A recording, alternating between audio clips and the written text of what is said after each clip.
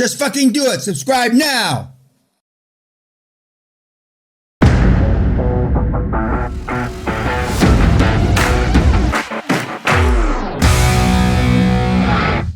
Andres had 29 acquisitions, and now we have in the 30s, and we've issued more shares, but his shares and my shares have a block that's way more than 50. If you believe the guy and you trust the guy, and but I've seen brother turn on brother, mother turn on son. I mean, but that's down the road. You don't have to make that decision now, because you should have in excess of 60% when you first do this. But and if they have a phantom share in various parts of the world, they call them something different. You will not be diluted. The potential of dilution isn't until until you exit. That means there's a major share control. In other words, somebody sells 50 or more percent, and the only one that has 50 or more percent is you. Because even if the whole other guys get together, they've got 35 or 40%. So they can't be any change of control. And you have to tell your lawyers, you have to tell your accountants, your documents are major shareholder friendly. That's used. And I just got an email from before the seminar that a couple of guys on the board, not the boards I'm on, they just resigned. Because basically you want them there for their expertise, but you don't want them, you want them to be able to stay and benefit from the shareholding, but you don't want them to be able to really disrupt anything because their shares, and the phantom shares can either be non-voting or voting. Non-voting or voting. In a GmbH, I think they're all voting. And you stay in the saddle like that for as many years. Now, we've had a couple kids that have gotten super shares, the kind Zuckerfucker has, okay? Christ can't get rid of him. And super shares are what? You have 5,000 shares, but each one can vote 1,000 times. So I'm not in favor of that. Although they stand up in court. So I'm not in favor because they don't stand up, but it looks chicken shit. And I'm sure Ben Carson, who's my favorite, the guy that I talk about, wouldn't go on a board like that. Because he wants to, even at the worst case scenario, he wants his vote to count. And you have all the super shares, virtually, you might as well just say that their shares are not voting. And some of the kids, give them non-voting shares. But then you can have two classes of shares. I don't like two classes of shares because, for not the least of which, that in court, I mean, the B shares can sue the A shares, and a lot of conspiracy theories. So I like one class of share, but not the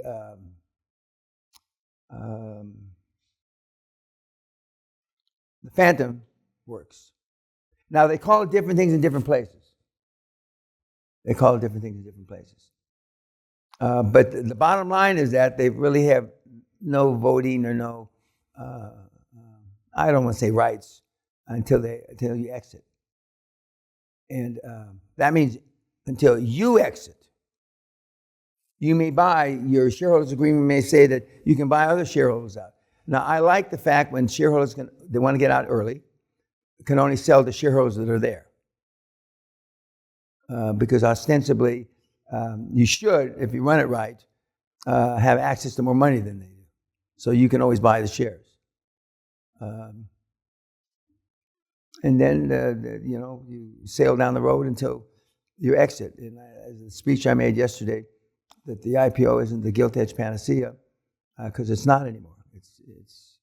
It used to be, but now it's terribly expensive to upkeep, and it's... And the courts do want to take into consideration other people's insider rights, or I don't know the right word is. Yeah. Would you say my chairman might be insulted by? Would you say my chairman might be insulted by the shares?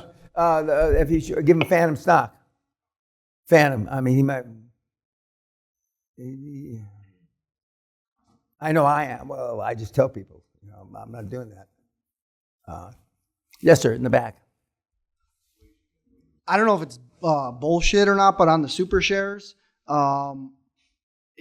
there's like with what's it called, Uber guy, the guy who founded Uber, and then the guy who founded the company did office space sharing, whatever it's called. They had super shares in there, but they were able to get like tons of big people on their board. So is that just a Well, I mean, it depends. Well, in both of those cases, I believe they were represented by Goldman Sachs. In both of those cases, they had super high power, fucking high performance guys that are doing trillions of dollars of deals. And when a guy that has done those kind of deals, and he says like, don't worry, they probably said something like, don't worry about it. I doubt very much if they got into the detail. But it can scare people. Where it comes into play is it's hard to raise money. Banks don't like super shares.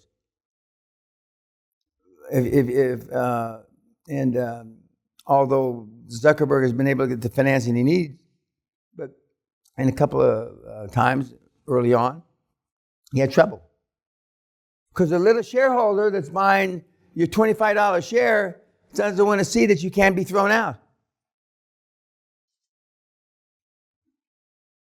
So, yep.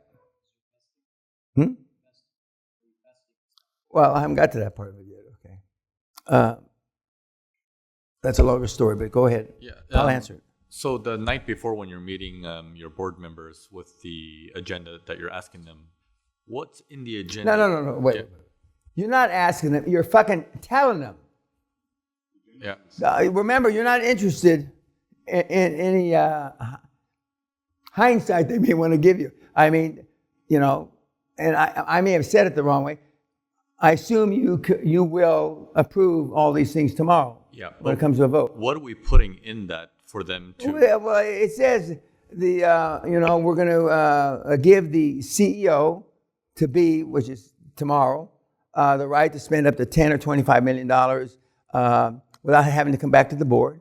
In Germany, they're very tight on that. They don't like that, but we can normally squeeze 10 million euros out of them. You don't want the CEO and the operative team, like the CEO, CFO, to be hamstringed, that they have to come back to the fucking board every time they do a deal. So you normally put a figure in there, 20, 25 million. That'll be on there. The fact that at the end of the day, you're not telling them the shareholdings of everybody else, but you will have 62.5% of the company voting shares. It will be there. There's no secondary stock. There's no non-voting stock. The main bullet points, and your lawyers will know what to put down there. And they either say yes or no. And you don't put, all the agreements are written shareholder friendly, major for shareholder friendly. And I've had 4 or 5 guys do that the last year or two. And they had big, as they say in this country, boardroom rows. But a boardroom row in the UK is fucking nothing. I mean, it's like, you've been bad. It's nothing. There's a template from Andres in the original. Yes, thank you. Drive. It says all that. No. No. Yeah. Before.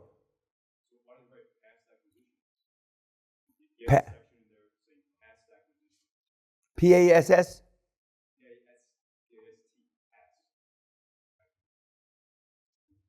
It shouldn't say pass. It shouldn't say pass. Done?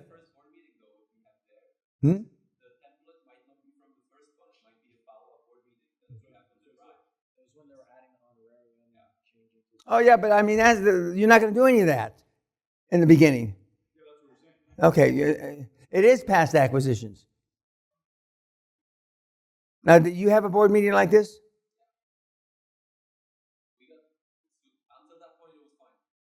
Until that point. Did I answer your question? Trey, did you have your hand up? No. Okay. And for those of you, now I'm saying this slightly tongue-in-cheek, For those of you in Canada, I mean, if you have any trouble with your lawyers, we know a good lawyer that you know that you can use. Busy. Yeah, oh, she's Busy busy. with us, yeah. Okay, there was a hand. Yes, sir. I was asking myself the same question before my first board meeting because I didn't know what should we vote on other than the spending of the CEO and stuff, because we already had that in the shareholders agreement. So it was not necessary to vote on that. So we didn't So the vote at all. shareholders agreement was passed before the board meeting. No, we set up the shareholders agreement, but we just signed it. So there was nothing that the supervisory board had to vote on. Okay, well, that's like the GmbH? Yeah, okay. Well, the rest of the white and black people in the room and Asians don't have to do it. There is no supervisory board. But there are sometimes the supervisory board is good because plausible deniability. I mean, you can blame it on, blame it on them. And I'm not saying they will go to jail, but if somebody needs to go to jail, it should be the supervisory board, not you. Other question?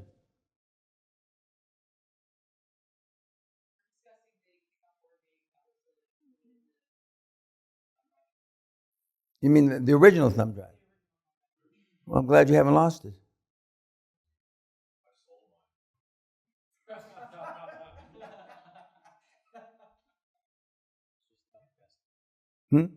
Oh, vesting, thank you. Now, there's two ways to do your share, even with the phantom, or whatever they call the phantom.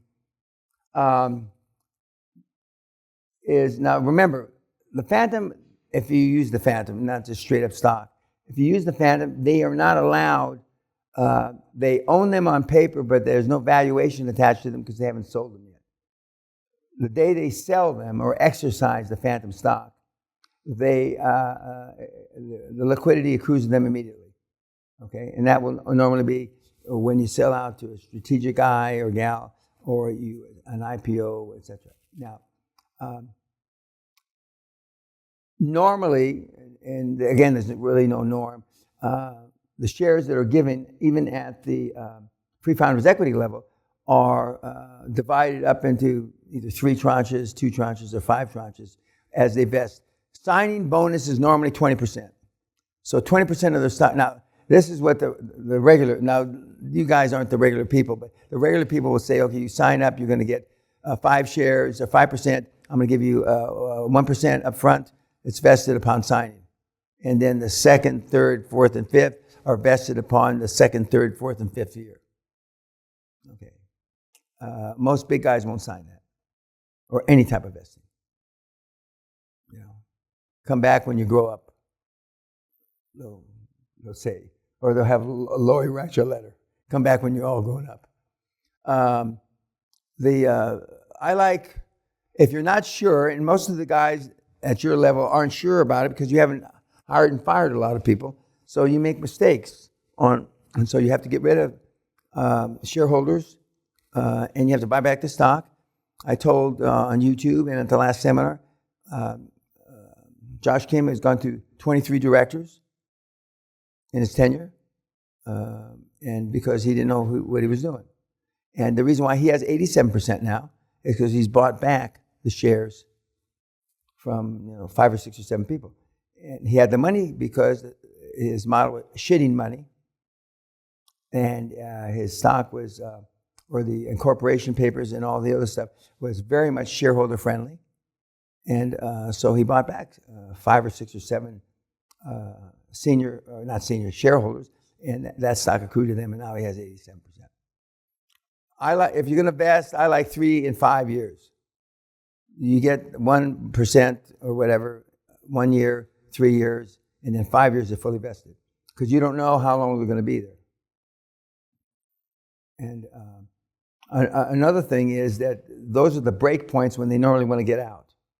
Not the first year, because they've tasted some liquidity, or not liquidity, they've tasted some value, but at 3 and 5 years are the break points when they had enough or their stock is worth enough. So then that's why you have buy-sell agreements. And this is all not new news, but You want the right for the shares to be sold to the existing shareholders. You first, and then everybody else second. And you should be able to, come up with the money because of the cash flow of the company. At 3 years, they'll say, I've had enough. I'm 70 years old now. I went out. That's fine. Or at 5 years. Or a pretend IPO. We're going to IPO. And those are normally the break points. 3, 5, and 7 are for IPOs. If they're going to happen at all. That's normally when they occur. 3, 5, and 7 year break. Yep. What about Josh's model was shitting money? Or are you just talking about overfinance? Oh, overfinance. Okay. Overfinance. Not dissimilar. If the deal didn't have positive cash, surplus where they could draw out money, he didn't do the deal. And that's pretty simple. Even if the numbers are wrong, it's pretty simple to tell whether you can take out money or not. Your example is dead simple. His example was dead simple. Now, most of the other kids have confused themselves. Now, when you're going to sober up and really see the reality of these things, and when you try to do something, you can't. Oh, is that what the old fucker meant? And when you can't. And based on so far of the models that we've seen, other than the couple that I told you, and the cash cow over here, he's got a cash cow more or less by accident, but it doesn't matter if you're lucky or smart. God bless you. Allah be with you. Is that you want to be able to take money out, not to bankrupt the company when you fucking want to. And otherwise, this is an exercise in futility. And I don't know about your board, but I mean, a lot of the guys on these boards had the opportunity to do this 25, 30, 35 years ago, and they didn't. And you're their last hope. Yeah, well, I don't have to. I did it a bunch of times. So, I mean, and I know what it can pay for. They go, when I was your age, I tried to do something like this, but the systems weren't in place, and this, and that, the market, they weren't and that. What are the other ages of our board? One guy's like 80, Oh my God! but pretty like 60s, 70s. Yeah, they've had opportunities during the 80s and 90s. If you didn't do this, I mean, again, I'm proud of being part of the generation that ripped the fucking soul out of the financial markets of the world. If you didn't do it, I mean, these guys had the opportunity. But there was so much stigma and dogma, which obviously doesn't bother me. I've got rhino skin, but a lot of people didn't do it just for that reason. There was nothing illegal about it. I remember when I paid myself $1 million the first year, I got calls from the big guys. For whatever reason, there was some stigma that you shouldn't make $1 million. This is in London, the city. This is before they were paying $20, $30, $40 million that you shouldn't, and I was the first guy. And then I was a dividend. We haven't got to this part. I was a dividend-paying stock. The newspapers used to write, well, shit, he gets 80% of the dividends. So the $18 million is paying the dividends. But somehow I got through it. I just, closed my eyes and pretended I was someplace else.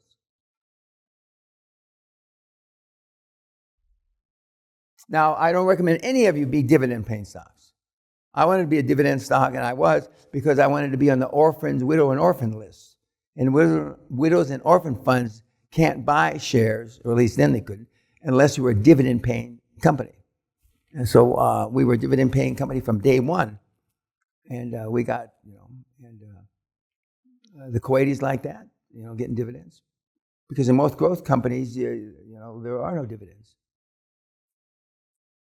So we've covered the vesting. I don't recommend any of you get involved in a dividend paying scenario.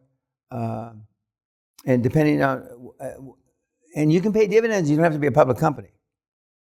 And the reason why none of our companies, or none that I'm aware of, pay dividends is because we want them to be you're going to get shareholders or investors over the line that you don't like. And if you don't like them, why are you paying them a dividend? Well, you don't have to pay them a dividends because you have the ability to pay cash bonuses at the board's discretion and really at the executive or compensation committee's choice. And I was just reminded at a board meeting a few days ago before this started, I said, well, who determines who gets bonuses? And the CEO said, well, you do, Mr. Peña. You and one other board member, which is in-house lawyer. So he and I, some of the people deserve some bonus money. And so we're going to pay it. Another question? Yes, sir, in the back.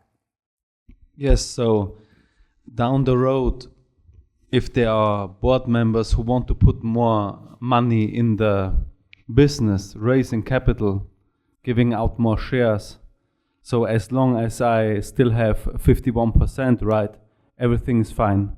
Or Yeah. wouldn't you recommend, because in our board everyone wants to have more in their Of course they position. do. Because it's worked. It's a good sign, right? Yeah, it's a good sign. But I mean, as long as you and somebody else on the board control more than 50%, it's fine. It's fine. And you will have drag-along clauses, which means everybody should benefit at the same rate, pro rata, at the percentage that they were in. There's other kind of clauses where if the major shareholder passes on his, and then it goes to the rest of the shareholders, then you can buy whatever the fuck you want that's approved. It doesn't have to be in relationship to how much shares you already own. But the you, as a major shareholder, will dictate. And the lawyers know how to write that when you say major shareholder friendly. There are certain white shoe law firms around the world that won't write documents like that for you. There's a few, but they're around.